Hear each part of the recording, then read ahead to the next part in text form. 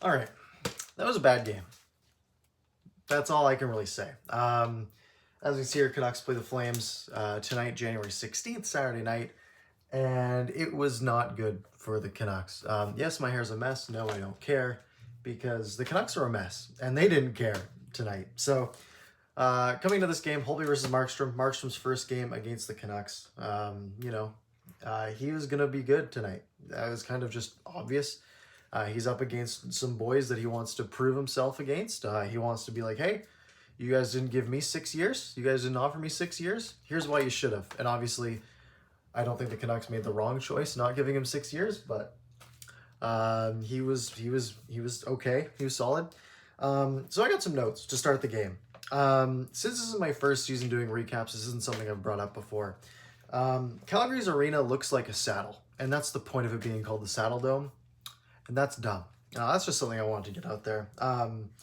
Tanev's flow. Chris Tanev, his flow was unbelievable tonight. Josh Levo was on the first line for Calgary, at least in the first period.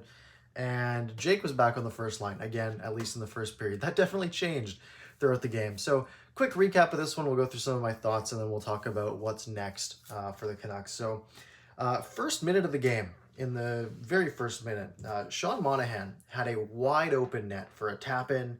And Mott tied him up and stopped him. That was the highlight of Tyler Mott's night. That's the only thing he really did well. Rasmus Anderson had a great feed over to him. Mott got a stick in the way. 16 minutes to go in the first period, and I noted the Canucks look slow with 4 Ws. The Flames had a step early.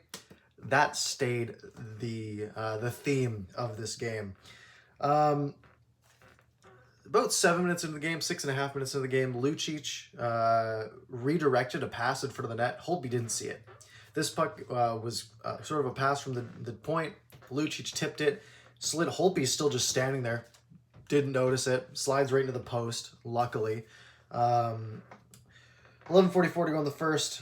Pearson takes a dumb high-sticking penalty. This is the first of many dumb penalties the Canucks took tonight.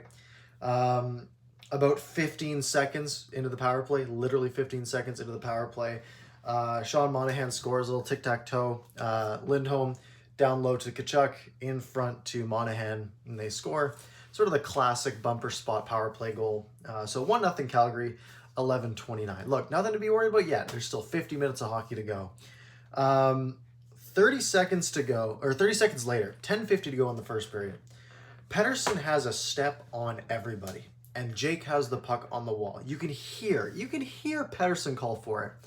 Jake is slow to turn around, looks up. Oh, Pettersson's there. He's basically on a breakaway. Fires it right into his skates. Obviously, Pettersson doesn't get the breakaway there. Nothing until 5:16 to go in the first period. Bennett takes a hooking penalty on Alex Edler. Canucks had some good chances on the power play on this one. This is probably their best power play of the game. Höglander couldn't score. He almost had a shot to jam one in there.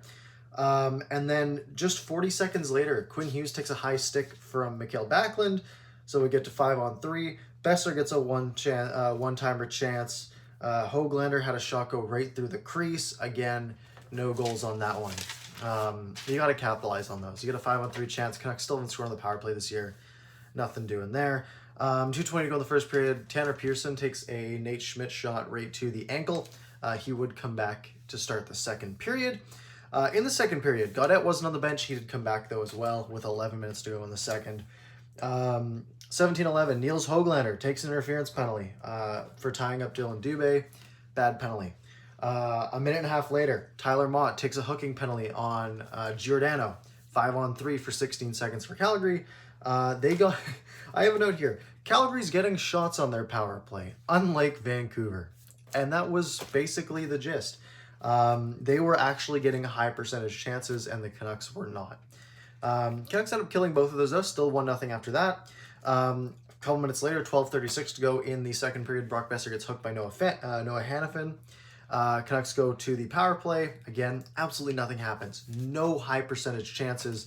Just a waste of 2 minutes. A few minutes later, 7 minutes to go in the second period, Elias Pettersson gets hauled down by Sam Bennett. Canucks go to the power play.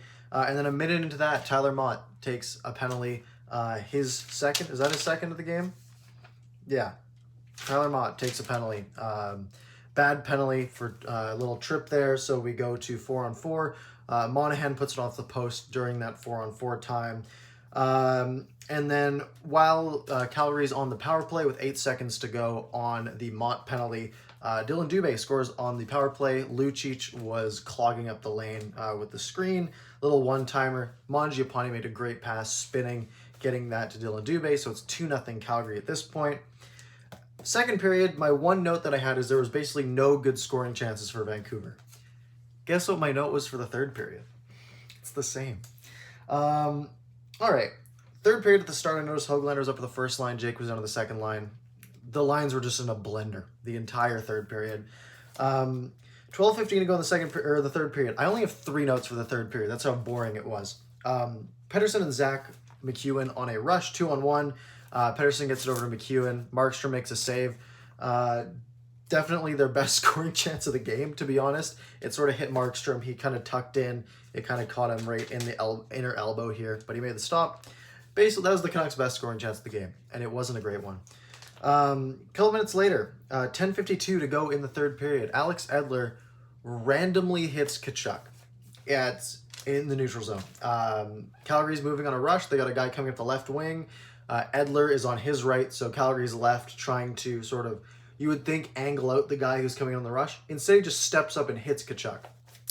Canucks go to the penalty kill. Holtby did make a great save on Anderson during that penalty kill. Edler left the game after that. As Tkachuk went down from Edler's hit, his skate sort of cut him like right in the shin area, so Edler was bleeding. He had to go off, presumably get stitched up, so Jake served the penalty. I'm guessing he'll be okay. It's a cut. Usually cuts just mean you get stitched up, you're okay for next game. If not, though, Rathbone, Jordy Ben, who will we see? Who knows? 6 minutes to go in the third period. Hughes and Mangiapane sort of get into it. And at the end, you could have called something, but the refs aren't going to call something with 6 minutes left in the game.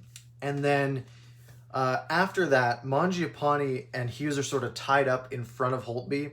And Mangiapane just decides, oh, I can just lie down here on Hughes' stick and he can't do anything. So he does that. No penalty is called. Play goes the other way. And then as play comes back, Mangiapane now just turns around. He's got a one-on-one on Quinn Hughes. Giordano steps up on the rush. Besser is the man to come back on Giordano. Mangiapane passes over Giordano.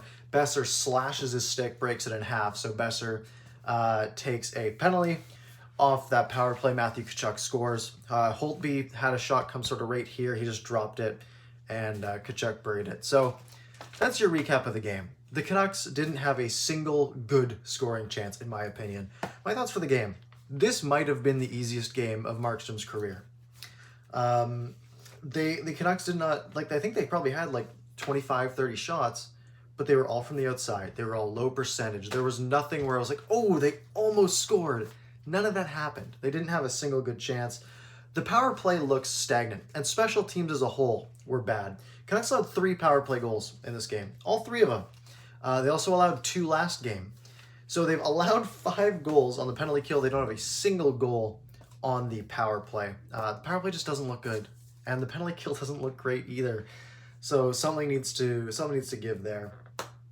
The bad penalties need to stop. Tanner Pearson took a really bad penalty. That was that high stick that was just in the middle of nowhere that he was just careless. And Tyler Mott took a couple of bad penalties. I think he has 4 penalties in the last 2 games. You gotta get that sorted out. Chris Tanev is still a shot blocking machine. They showed a stat in the second period that he had blocked 6 of Calgary's 12 shots. That was he's Chris Tanev. That's sort of the that's sort of just the thing. And I have a note here: special teams is the issue again. 5 goals against in the last 2 games, 0 on the power play. Travis Green to the lines in a blender all game, just trying to get something to work, and nothing did. And my next note relating to that is JT Miller is missed. And Clay made a good point on Twitter, Canuck Clay, that they not having him doesn't just mean that you have worse players on the first line. It also means that you have Pettersson taking faceoffs. And you go from a guy who's probably 52% in faceoffs, like Miller, maybe even higher, to someone who's in the 40s, low 40s, like Pettersson is. you're going to take a hit. So that's a big issue there. The Canucks just didn't have the puck a lot.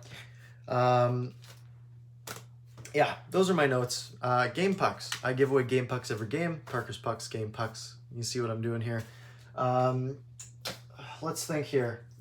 For the Canucks, I'm going to give it to Quinn Hughes. He didn't have an excellent game, but on the other hand, no one on the Canucks did. He was fine. He skates well. He was good, in my opinion. No one else on the Canucks really stood out to me. For Calgary, I can't give it to Markstrom because he didn't have to do anything. Like, yeah, he got a shutout, but he didn't, like, the Canucks had no high danger chances. So for that, I'm going to give it to Chris Tanev.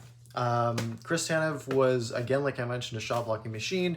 He was part of the reason that Calgary was able to keep everything to the outside. The Canucks had no scoring chances. You can give it to anyone on Calgary. Tkachuk could get it. He had a strong game. Any of the defensemen on Calgary could have it. It was just dominant from Calgary. Preview for the next game. Canucks play again against Calgary in Calgary Monday night.